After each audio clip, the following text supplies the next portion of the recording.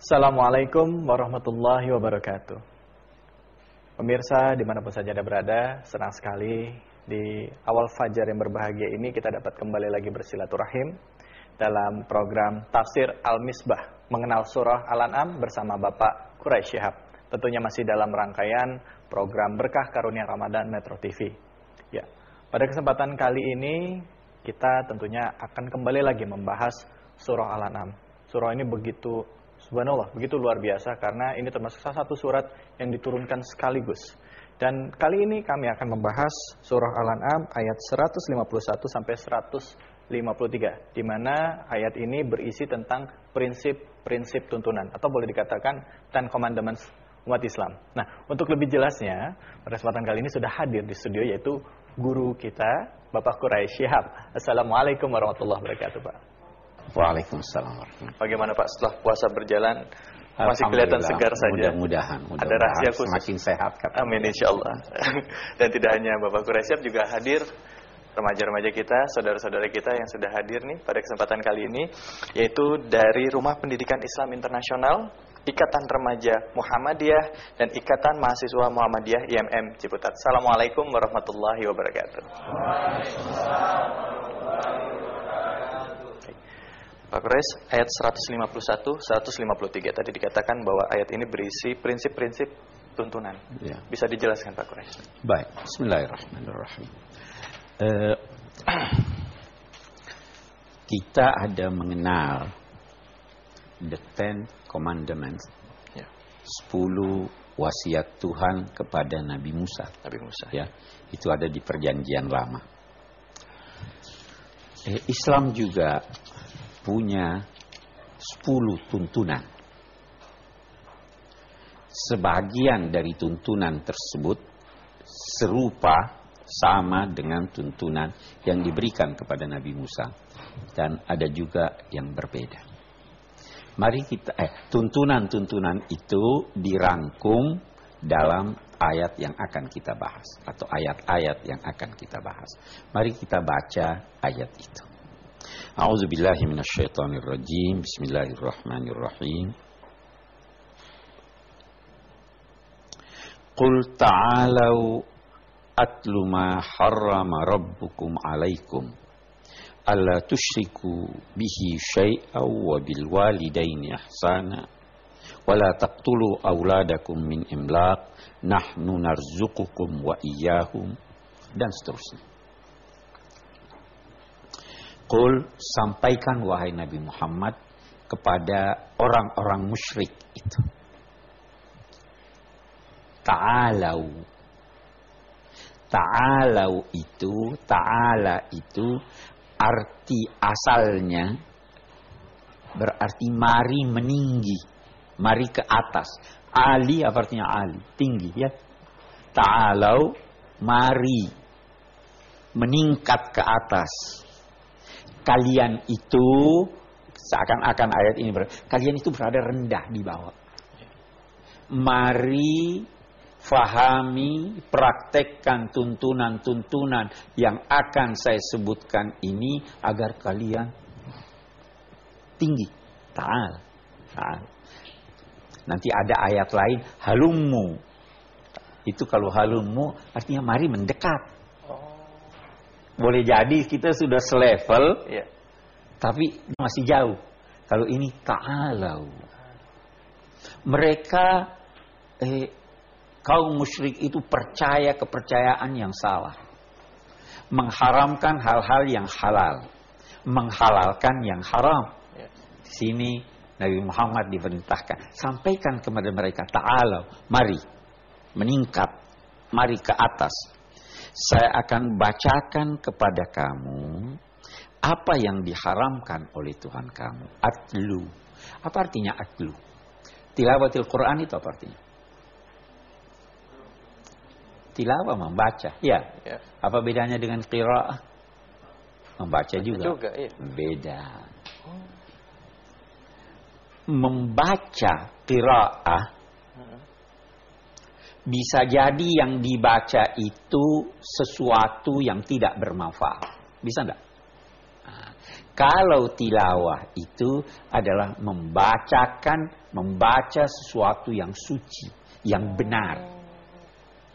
Oke. Kedua, kalau tilawah itu membaca sekaligus melaksanakan kandungan apa yang dibaca. Kalau Anda membaca qiraah sesuatu yang buruk, bagaimana itu? Dilaksanakan enggak? Enggak. Kalau Anda membaca suatu kebenaran, bacalah dan ikuti bacaan itu dengan mempraktekkannya. Ta'alau atlu, saya akan membacakan kepada kamu sesuatu yang benar dan ikuti dengan pengamalan apa yang kamu baca. Itu artinya atlu, itu artinya tilawah. Oke. Itu sebabnya musabaqah tilawatil Quran, bukan musabaqah qiraatil Quran, ya kan? Itu oke deh, kita lihat dari segi bahasa itu. Qul ta'alau atlu ma harrama rabbukum alaikum. Yang pertama, alla tusyriku bihi syai'an. Jangan mempersekutukan Allah dengan sesuatu atau dengan sedikit persekutuan pun. La tusyriku billahi syai'an minal asya. Jangan persekutukan Allah dengan sesuatu apapun. Atau bermakna juga, jangan persekutukan Allah dengan sedikit persekutuan pun. Mempersekutukan Allah dengan sesuatu musyrik, bisa jadi mengangkat Tuhan bersama Allah.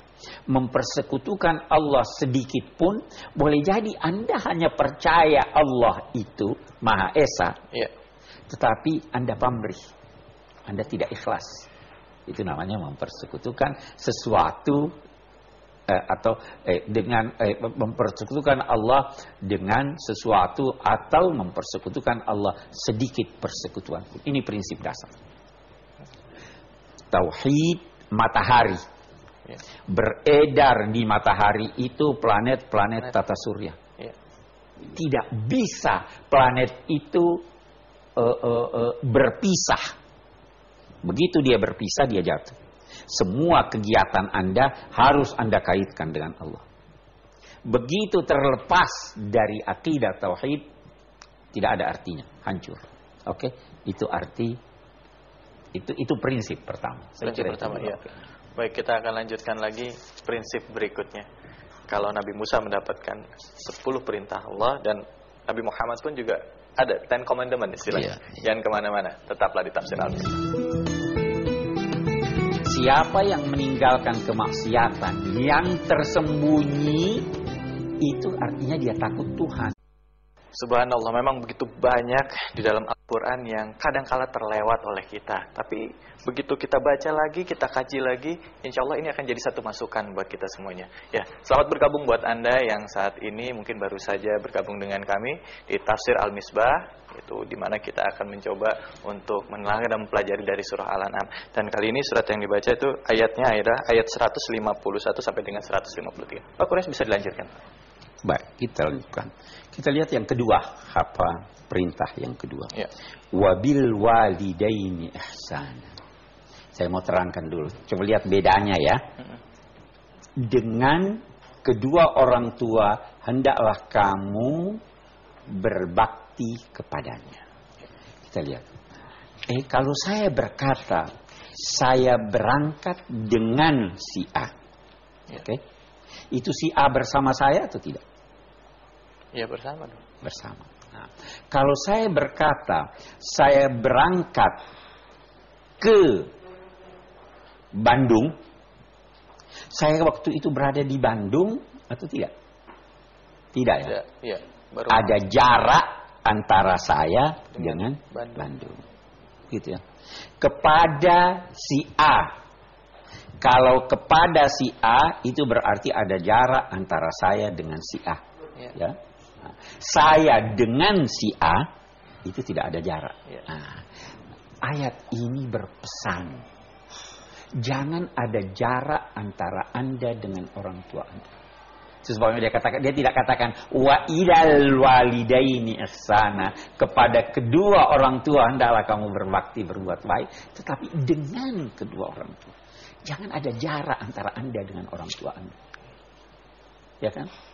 Jangan seperti itu di Eropa, di ini orang tua ditaruh di panti jompo anak-anak Anda. Biar dia bersama Anda. Tidak boleh. Ihsana. Ihsan itu, saya pernah terangkan dalam salah satu episode, bahwa ihsan itu memberi lebih banyak dari yang harus Anda beri. Menuntut lebih sedikit dari yang harus Anda tuntut.